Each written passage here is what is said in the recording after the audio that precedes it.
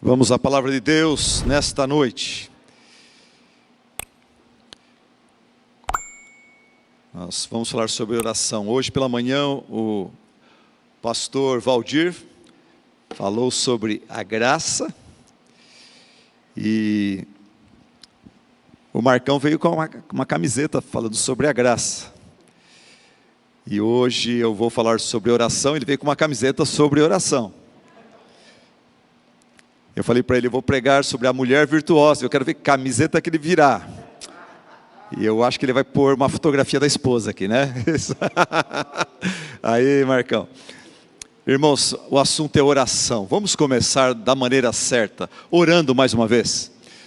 Querido e amado Deus, obrigado pelos irmãos que já aprenderam, Senhor, a desfrutar desse meio de graça chamado oração. Usa essa palavra para encorajá-los, para, Senhor, levá-los a uma experiência ainda mais profunda contigo. E, Senhor, usa essa palavra também para motivar, para trazer muitos irmãs e irmãos à prática da oração, Senhor, a experiências maravilhosas com o Senhor. É o que nós lhe pedimos em nome de Jesus. Amém. Amém. Vamos lá então. O poder da oração teocêntrica. O poder da oração teocêntrica. Semana passada nós falamos sobre o poder da oração sem hipocrisia. E agora nós vamos falar sobre o poder da oração teocêntrica. Uma pequena revisão do nosso contexto em Mateus 5 e Mateus 6. Em Mateus 5, Jesus, ele nos chama, Deus através de Cristo nos chama para sermos sal da terra e luz do mundo. Como ser sal da terra e luz do mundo? Como fazer isto? Como que as pessoas percebem a luz de Cristo em nós?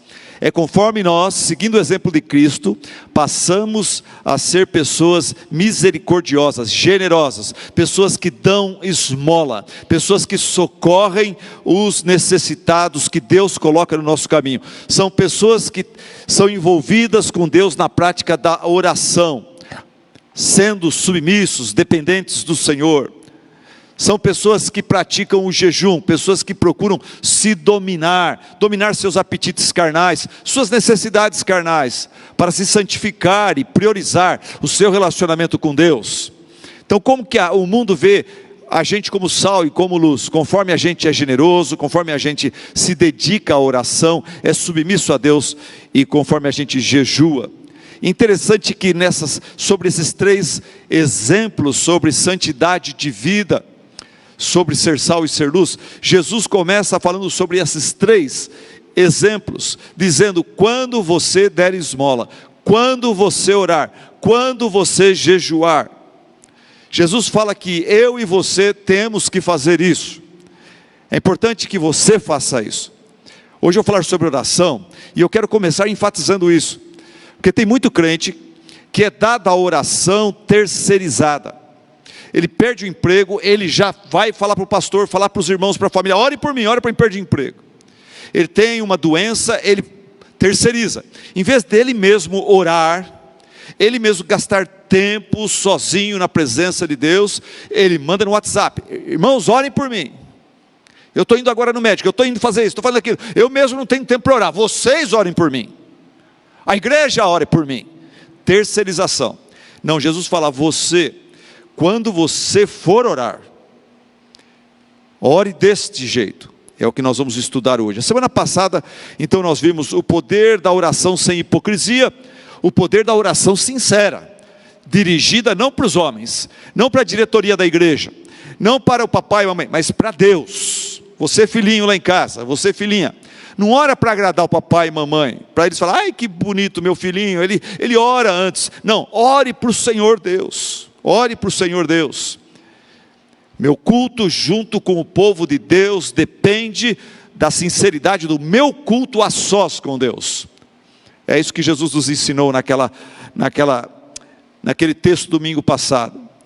Outra coisa que nós tiramos domingo passado e merece repetir, eu faço questão de repetir aqui, é o seguinte: que quando o diabo não consegue nos manter fazendo as coisas erradas, quando ele não consegue manter a gente fazendo obras de injustiça, então sabe o que ele faz? Ele não desiste, ele começa a tentar a gente a fazer as coisas certas, oração, jejum, generosidade, pelos motivos errados, para nos aparecer, para a gente se sentir bem.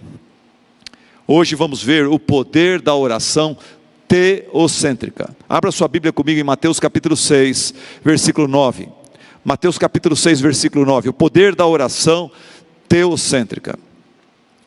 Jesus, ensinando os seus discípulos a orar, ele lhes dá esta oração. Ele fala: vocês orem assim, versículo 9.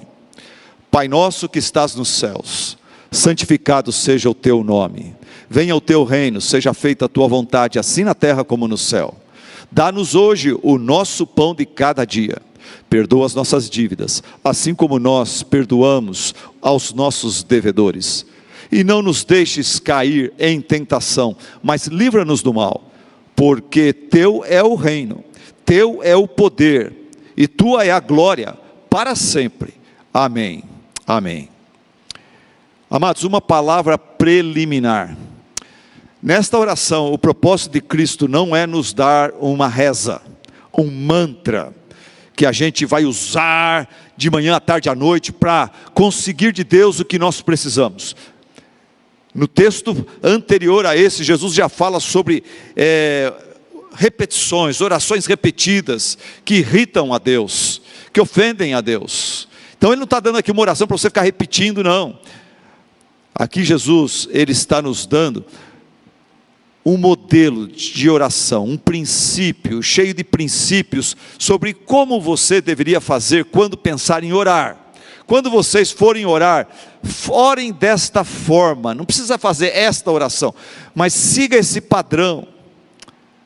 Lá em Lucas 11, essa oração é repetida por Jesus, num contexto que esclarece isso que eu estou falando aqui. Em Lucas 11, os discípulos, tendo observado a vida fervorosa de oração de Cristo, acordando de madrugada, orando antes de pregar, orando antes da comida, orando antes de ministrar para o povo, orando pelos enfermos, os discípulos ficaram impressionados, não com a pregação de Jesus, mas ficaram impressionados com a vida de oração dele, e eles dizem: Senhor, ensina-nos a orar. Eles não pediram para Jesus: nos ensina uma oração, nos dá uma reza poderosa, forte. Não, eles falam: ensina-nos a orar. Daí Jesus dá esse modelo, essa forma de orar. Então, eu queria, diante disto, dizer que, entre todos os princípios que eu pude ver, e talvez ainda vou pregar sobre eles aqui, baseados nessa oração modelo de Jesus para nós, seus discípulos, o princípio predominante, mais importante, é que a oração que agrada a Deus tem que ser uma oração teocêntrica. Tem que ser uma oração teocêntrica. Ela tem que ser centrada na pessoa de Deus e não do homem. Deixa eu falar uma coisa para vocês. A maioria das igrejas hoje, a maioria dos pregadores hoje, eles fazem um culto, eles fazem uma pregação centrada no homem. O pregador começa falando da depressão, e como que ela é horrível, e como que ela abate a gente, e tal, e ele sente a nossa dor, e ele se identifica com os depressivos, deprimidos, e tal, e ele valoriza e exalta a depressão e os deprimidos, e daí ele traz Deus no final da mensagem, como o SUS, o gênio da lâmpada, que vai resolver o seu problema, porque você é muito importante, você é precioso, e Deus é o seu servo. A oração não pode ser desse jeito, não pode ter essa pegada. A oração tem que ser centrada em Deus, na sua glória, e não na glória do homem. Infelizmente nós temos a tendência de orar, quando oramos, nós temos a tendência de orar orações antropocêntricas, orações centradas em nós mesmos. Eu mesmo, por muito tempo, filho de pastor, criado na igreja, minhas orações eram antropocêntricas. Parece que eu peguei essa ideia, não me ensinaram isso, mas eu peguei essa ideia de que orar é levar a Deus a fazer a minha vontade, orar é convencer Deus a comprar a minha briga e resolver o meu problema, orar é meio que manipular a Deus, como um filho safadinho manipula o papai e a mamãe. falando que o ama, fazendo um agrado, fazendo uma coisa para depois pedir alguma coisa. Eu tinha essa impressão de oração. Orar era se apropriar, quando eu comecei a ser líder de jovens na minha igreja, orar, se apropriar do poder de Deus, para então pregar, para então realizar um projeto, um acampamento, para conquistar um sonho. Tipo, eu queria um brinquedo, uma roupa, uma namorada, uma moto ou um emprego.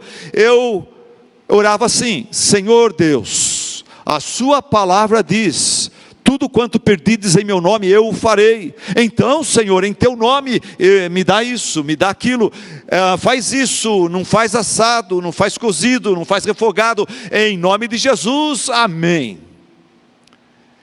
Pegava a palavra de Deus, manipulava ela, usava a meu favor e enfiava a faca no Senhor Deus.